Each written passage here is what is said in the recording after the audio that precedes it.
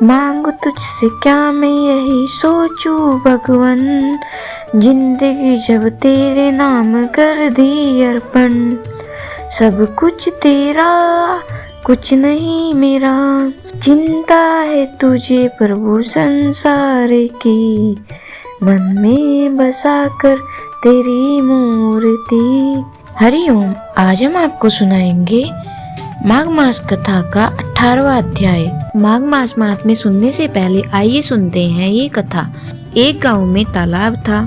उस तालाब पर 3 स्त्रियां पानी भरने आई। वहां पर पहले से ही एक बूढ़ा आदमी बैठ करके कुछ खा रहा था। तीनों औरतें जमीन पर अपने अपने घड़े रखकर बैठ गई और उस बूढ़े को सुनाकर आपस में बातें करने लगी। एक औरत ने दूसरी औरत से कहा, पंडित पोथाराम का शिष्य और मेरा लड़का बाहर से पढ़कर शास्त्रों का ज्ञान सीख के आया है। उसने पूरे मोहल्ले में धूम मचा करके रख दी है। पूरे घर में बस हमारे लड़के की ही चर्चे हो रहे हैं। अपने बेटे की बड़ाई करते हुए उसने कहा कि सुनो सखी, वह आकाश के तारों को गिनकर उसका नाम बता देता है। स्वर्ग लोक की सारे बातें उसे पूरी तरह मालूम है। यमराज के दरबार में कैसे फैसला होता है उसको ये भी मालूम है। सभी देवगणों के नाम, यमदूतों के नाम और सभी नरकों के नाम धाम सब उसे याद हैं। पता नहीं कैसे भगवान की सब बातें जान लेता है। जब वह शादी ब्याह कराता है तो सारे पंडित उसके आगे चुप हो जाते हैं।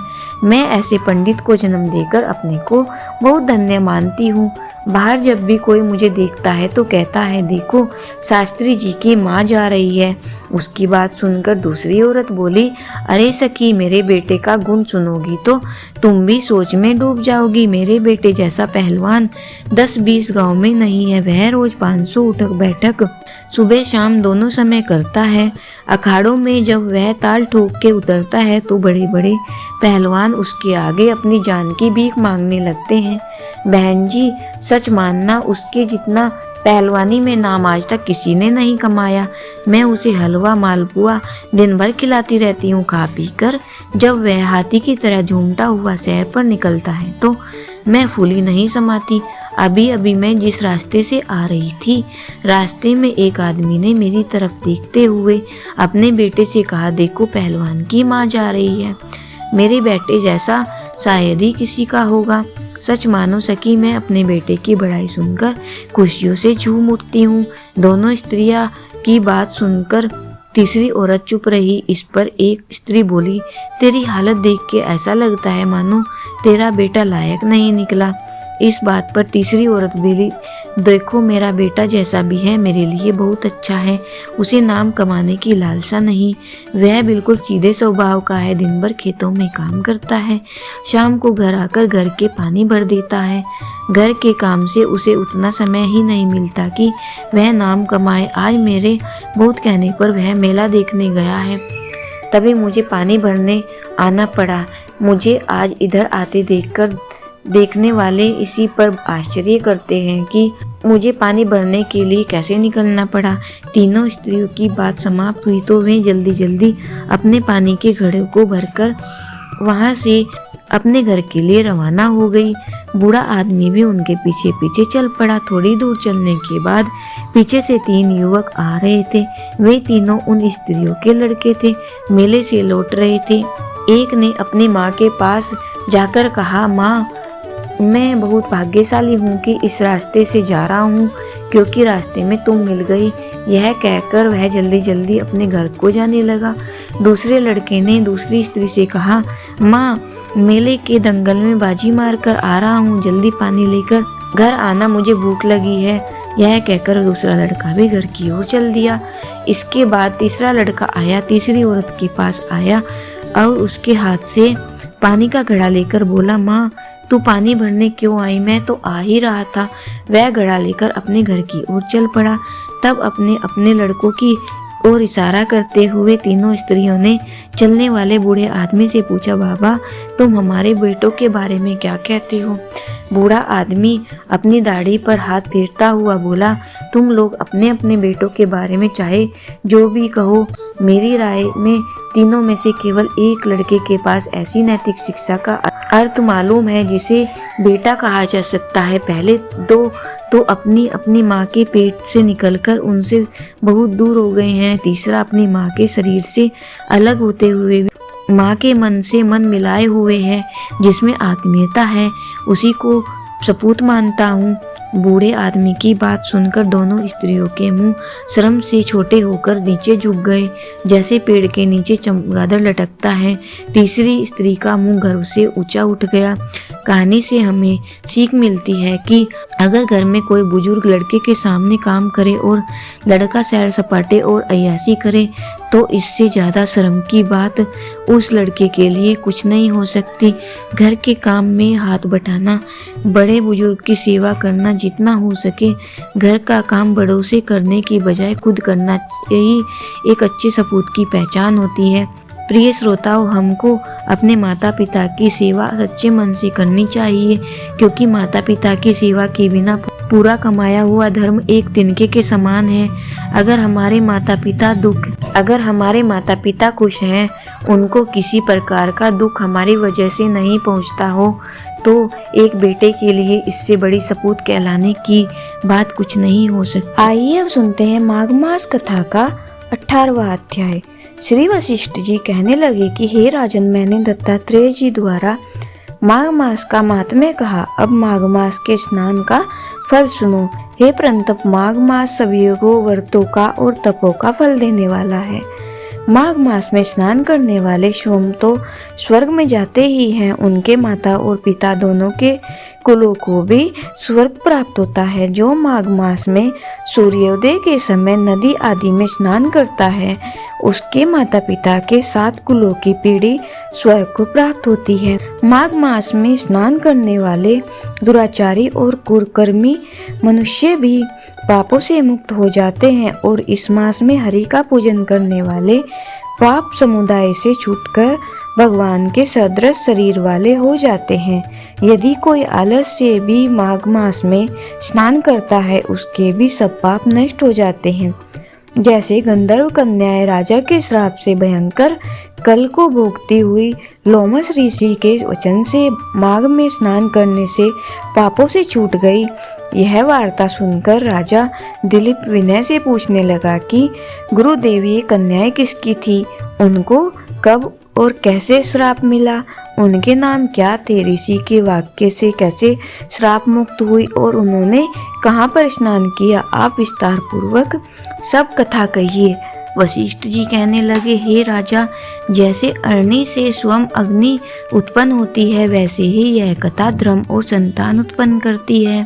हे राजन, सुख संगीत नामक गंधर्व की कन्या का नाम विमोहिनी था। सुशील तथा स्वरवेदी की सुंबरा, चंद्रकांता की सुतारा तथा सुप्रभा की कन्या चंद्रिका, ये 5 सब समान आयु वाली थी तथा चंद्रमा के समान कांति वाली और सुंदर थी। जैसे रात्रि को चंद्रमा शोभायमान होता है, वैसे ही पुष्प की कलियों के समान खिली हुई यह अप्सराएं थी।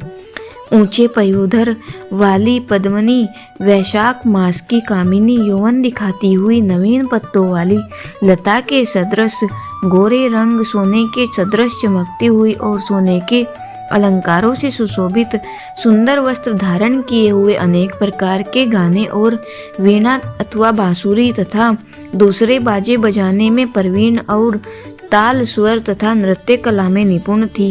इस प्रकार में कन्याएं क्रीड़ा करती हुई कुबेर के स्थान में विचरती थी। एक समय कौतुकवश माघ मास में एक वन से दूसरे वन में विचरती हुई मंदिर के पुष्प तोड़कर सरोवर पर गौरी पूजा के लिए गई। स्वच्छ जल के सरोवर में स्नान करके वस्त्र धारण कर मौन हो बालू मिट्टी की गौरी बनाकर चंदन कपूर कुमकुम और सुंदर कमलों से उपचार सहित पूजन करके ये 5 कन्याएं ताल नृत्य करने लगी। फिर ऊंचे गांधार स्वर में संगीत गाने लगी। जब ये कन्याएं नाचने और गाने में लीन थी तो उस समय अच्छोद नामक उत्तम तीर्थ में वेदनिधि नामक के मुनि के पुत्र अग्निप ऋषि स्नान को गए। वह युवा ऋषि सुंदर मुख, कमल सदृश नयन, विशाल छाती, सुंदर भुजाओं वाला, दूसरे कामदेव के समान था। शिखा सहित दंड लिए मृग चर्म ओढ़े यज्ञोपवीत धारण किए हुए था। उसको देखकर पांचों कन्याएं मुग्ध हो गई। उसका रूप व यौवन देखकर कामदेव से पीड़ित हो देखो ऐसा कहती हुई उस ब्राह्मण के चित्त में कामदेव का डर उत्पन्न करने लगी और आपस में विचार करने लगी कि यह कौन है। रति रहित होने से कामदेव नहीं और एक होने से अश्वनी कुमार नहीं। यह कोई गंधर्व या किन्नर या कुरूप धारण कर कोई सिद्ध या किसी ऋषि का श्रेष्ठ पुत्र या मनुष्य है। कोई भी हो, ब्रह्मा जी ने इसको हमारे लिए बनाया है। जैसे पूर्व कर्म के प्रभाव से संपत्ति प्राप्त होती है, वैसे ही गौरी जी ने हम कुमारियों के लिए श्रेष्ठ वर दिया है और आपस में यह तुम्हारा वर या मेरा अथवा सबका ऐसा कहने लगी। जिस समय उस ऋषि पुत्र ने अपनी मध्यान्ह की क्रिया करके ऐसे वचन सुने तो वह सोचने लगा कि यह तो बहुत बड़ी समस्या उत्पन्न हो गई। ब्रह्मा विष्णु महेश आदि देवता तथा बड़े योगीश्वर भी स्त्रियों के भ्रमजाल में मोहित हो गए। इतने क्षीण बाणों से किसका मन रूपी हिरण घायल नहीं हो सकता। जब तक नीति और बुद्धि रहती है तब तक पाप से भय रहता है। जब तक की गंभीरता रहती है, यम विधि का पालन होता है, तब तक मनुष्य स्त्रियों के काम रूपी बाणों से बिंधा नहीं जाता। ये मुझे उन्मत्त और मुग्ध कर रही हैं। किन गुणों से धर्म की रक्षा हो सकती है। स्त्रियों के मांस, रक्त, मल, मूत्र से बने घृणित और अशुद्ध शरीर में कामी लोग की सुंदरता की कल्पना करके रमन कर सकते हैं। शुद्ध बुद्ध वाले महात्माओं ने स्त्रियों के पास रहना कष्टकारक कहा है। सो जब तक यह पास घर चले जाना चाहिए। अतः जब तक वह उसके पास आई, वह योग बल के द्वारा अंतर्ध्यान हो गया। ऋषि पुत्र के ऐसे अद्भुत कर्म देखकर वह चकित होकर डरी हुई चारों ओर देखने लगी और आकाश में कहने लगी कि यह क्या इंद्रजाल था जो देखते देखते विलीन हो गया। और वह विराग की अग्नि में जलने लगी और कहने लगी कि हे कांत, तुम हमको छोड़कर कहाँ चले गए? क्या तुमको ब्रह्मा ने हमको विरह रूपी अग्नि में जलाने के लिए बनाया था? क्या तुम्हारा चित्र दया रहित जो हमारा चित्त दुखाकर चले गए? क्या तुमको विश्वास नहीं? क्या तुम कोई मायावी हो? बिना किसी अपराध के हम लोगों पर क्यों क्रोध करते हो? तुम्हारे बिना हम नहीं जिएंगे। जहाँ पर आप गए हो हमें शीघ्र ले जाओ, हमारा संताप हरो और हमें दर्शन दो। सज्जन लोग किसी का नाश नहीं देखते। इति श्री पद्म पुराण अंतर्गत अष्टदशो अध्याय समाप्तम। बोली श्री कृष्ण भगवान की जय। आइए अब सुनते हैं भगवान विष्णु के श्री वराह अवतार कथा का 5वां अध्याय। सृष्टि के आदिकाल की बात। ब्रह्मा भगत प्रेरणा से सृष्टि कर रहे थे, परंतु उनकी इच्छा के अनुरूप सृष्टि नहीं हो रही थी। उनकी अभिलाषा थी कि सृष्टि सुंदर से सुंदर हो, बड़े और प्रवृत्ति धर्म का पालन करे, परंतु उनकी यह अभिलाषा दरिद्रों के मनोरथ की भांति पूरी नहीं होती थी। कुछ अज्ञानी हुए, कुछ भोगी हुए, कुछ क्रोधी हुए और कुछ निवृत्ति प्रायण हो गए। उनके शोक की सीमा न रही। वास्तव में जब कुछ करने की इच्छा हो जाती है और वह पूरी नहीं होती, तब शोक होता ही है। ब्रह्मा भी शोकग्रस्त हो गए, परंतु भगवान की लीला को कौन जान सकता है। इस शोक के अवसर पर ही उनमें रजोगुण और तमोगुण का वांछनीय मिश्रण हो गया और एक सुंदर दंपत्ति उनके सामने प्रकट हो गए। यही दंपत्ति मनु और शत्रुपा थे। इन्हें देखकर ब्रह्मा को बड़ी प्रसन्नता हुई। उन्हें ऐसा मालूम हुआ कि बस अब मेरी अभिलाषा पूर्ण हो गई। मैं जैसी चाहता था वैसी सृष्टि हो गई। मनु और शत्रुपा ने हाथ जोड़कर पूछा, भगवान हमें क्या आज्ञा है? हम आपकी आज्ञाकारी संतान हैं, जो आज्ञा हो वही करें। ब्रह्मा ने बड़ी प्रसन्नता से समझाया, हम सब परम पिता परमात्मा के यंत्र हैं। हमारा एकमात्र धर्म है उनकी आज्ञा का पालन करना। वे हमारे स्वामी हैं, हमारे सखा हैं और हमारे आत्मा हैं। वे कर्ता अकर्ता भोक्ता अभोक्ता सब कुछ हैं और सबसे परे हैं। यह सृष्टि का समय है। हमें यह आज्ञा है कि तमोगुण में सोते हुए जीवों को उठाकर ऐसी स्थिति में लाएं कि वे अपने पुरुषार्थ द्वारा इस दुख में संसार से मुक्त हो जाएं, भगवान के पास पहुंच जाएं। यह काम तुमसे होगा। परंतु इसके लिए तप की आवश्यकता है। तुम दोनों तपस्या करके शक्ति प्राप्त करो, आदि शक्ति की आराधना करो और उनसे निर्विघ्न सृष्टि संपादक को योग्यता लाभ करो। मनु ने ब्रह्मा की बात शिरोधार्य की और दोनों तपस्या के लिए चल पड़े। इस सृष्टि के अंदर और बाहर एक शक्ति है। ऐसी कोई वस्तु नहीं जिसमें कोई न कोई शक्ति हो। शक्तिहीन का अस्तित्व ही नहीं है। सत्ता स्वयं एक शक्ति है। हम जो उपासना करते हैं, हमारी उपासना का जहाँ तक संबंध है वहाँ तक शक्ति ही शक्ति है। स्वयं ईश्वर शक्ति रूप है। ईश्वरीय शक्ति के बिना ईश्वर तो ही सिद्ध नहीं होता। इसलिए शक्ति की आराधना ही आराधना है और हम सभी शक्ति की आराधना करते हैं। मनु और शत्रुपा दोनों ही प्रेम से शक्ति की आराधना करने लगे। उन्होंने मन ही मन भगवती आदि शक्ति की प्रार्थना की कि देवी जगत के समस्त कारणों की कारणभूता महाशक्ति, हम तुम्हें सत से प्रणाम करते हैं। वेदों के रूप में तुम ही प्रकट हो।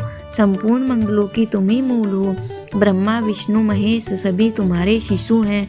तुम्हारे ही बल पर जगत टिका हुआ है। पालन पोषण सर्जन विसर्जन सब तुम्हारी ही शक्ति से होता है। तुम्हारी शक्ति के बिना कोई कार्य हो ही नहीं सकता। हमें अपने पिता की आज्ञा प्राप्त हुई है। भगवत प्रेरणा भी है कि हम लोग सृष्टि करें, परंतु हम में क्या शक्ति है कि उनकी आज्ञा का पालन कर सके। हम तुम्हारी कृपा के भिखारी हैं, तुम्हारे ही शिशु हैं, तुम्हारे दरवाजे पर पड़े हैं। माँ प्यारी माँ, आकर हमें गोद में उठा लो, हमें दुलारो पुचकारो, हम पर वात्सल्य स्नेह प्रकट करो। मनु और शत्रुपा एक ही साथ एक ही प्रकार की प्रार्थना कर रहे थे। पति पत्नी का हृदय एक ही भाव में विभोर था, वह एक ही हो गया था। उनकी सच्ची प्रार्थना और दर्शन की परम लालसा देखकर दयामयी माँ प्रकट हुई। उन्हें देखते ही उनके चरणों पर गिरकर दोनों ने साष्टांग प्रणाम किया। माँ की करुणा से उनका हृदय विहल हो गया, शरीर पुलकित और आंखों में आंसू। दोनों ही अंजलि बांधे खड़े थे। माँ ने पुचकारते हुए कहा, बेटा तुम तो मेरे अपने हो। तुम इसलिए प्रकट हुए हो कि परमार्थ साधन करने योग्य मानवीय सृष्टि हो। मेरी प्रसन्नता के लिए तपस्या करने की क्या आवश्यकता है। मैं अपने बच्चे को कष्ट उठाते नहीं देखना चाहती। जब मैं देखती हूँ कि मेरा कोई शिशु सचमुच मेरे लिए रो रहा है, तब दौड़कर उसे अपने आंचल में छिपा लेती हूँ। मेरा हृदय उसके पीने के लिए दूध बनकर बाहर निकल आता है। मैं एक क्षण के लिए भी उसे नहीं छोड़ना चाहती। जो मुझे न चाहकर कोई और वस्तु चाहते हैं, उन्हें यदि उस वस्तु से उनकी हानि होने की संभावना नहीं रहती तो वह वस्तु भी दे देती हूँ और आड़ में खड़ी होकर अपने बच्चे का खेलना देखकर प्रसन्न होती हूँ। यदि अनिष्ट होने की संभावना देखती हूँ तो झपटकर वह वस्तु छीन लेती हूँ और उसे उससे भी उत्तम वस्तु देती हूँ अथवा उसे अपनी गोद में ले लेती हूँ। प्यारे मनु और शत्रुपा, मुझे और कोई काम नहीं, मैं दूसरा कोई काम करती ही नहीं। निरंतर अपने नन्हे मुन्ने शिशुओं की देखभाल किया करती हूँ। छोड़ने की कल्पना भी उठ जाए तो मुझे कितना कष्ट होगा, इसका अनुमान नहीं किया जा सकता। मैं कभी छोड़ ही नहीं सकती। तुम पिता की आज्ञा से सृष्टि कार्य करना चाहते हो, यह बड़ी प्रसन्नता की बात है। मैं तुम्हारी सहायता करूँगी। स्वयं भगवान विष्णु वराहावतार धारण करके तुम्हारे सृष्टि कार्य में सहयोग देंगे और आगे चलकर वे तुम्हारी संतान के रूप में अवतार ग्रहण करेंगे। बेटा जाओ, सावधानी से अपना काम करो, तुम्हारा कल्याण होगा। माँ अंतर्ध्यान हो गई और मनु लोक पितामह ब्रह्मा के पास आए। मनु और शत्रुपा को प्रसन्नता के साथ आते देखकर ब्रह्मा ने अनुमान कर लिया कि इनका कार्य सिद्ध हो गया है। प्रणाम करते हुए उन्होंने उठाकर हृदय से लगा लिया और आनंदातिरेक से उनका सिर सूंघने लगे। माँ की कृपा और वरदान की बात सुनकर ब्रह्मा को बड़ा हर्ष हुआ।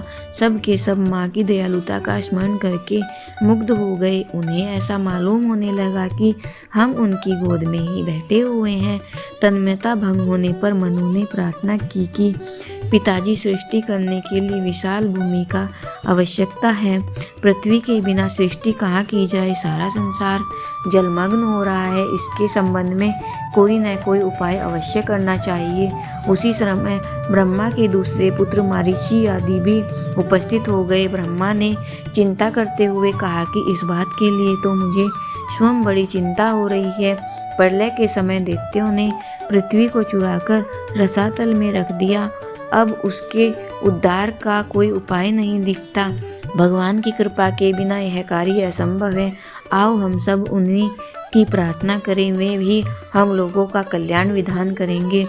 अभी प्रार्थना शुरू भी नहीं हुई थी कि ब्रह्मा की नाक से 1 अंगुल का एक अद्भुत शुकर शावक निकल पड़ा। उसे देखकर लोगों को बड़ा आश्चर्य हुआ। वे सोचने लगे, यह क्या वस्तु है। देखते ही देखते क्षण भर में यह बढ़कर हाथी के बराबर हो गया। सनक, सनंदन, मनु, मरीचि सब के सब आश्चर्यचकित हो गए। तर्कना करने लगे कि यह क्या है। अभी अभी नाक से यह निकला और इतना बड़ा हो गया। इतने में ही शुकर भगवान ने घोर गर्जना की। उनकी गर्जना सुनकर इन लोगों के मन में भय नहीं हुआ, आनंद ही हुआ। ब्रह्मा की समझ में बात आ गई। उन्होंने कहा कि असममेव पृथ्वी का उद्धार करने के लिए भगवान शुकर रूप से अवतीर्ण हुए हैं। प्रिय श्रोताओं, यह थी भगवान विष्णु की श्री वराह अवतार कथा का 5वां अध्याय। आगे का अध्याय कल सुनेंगे। बोलिए श्री विष्णु भगवान की जय।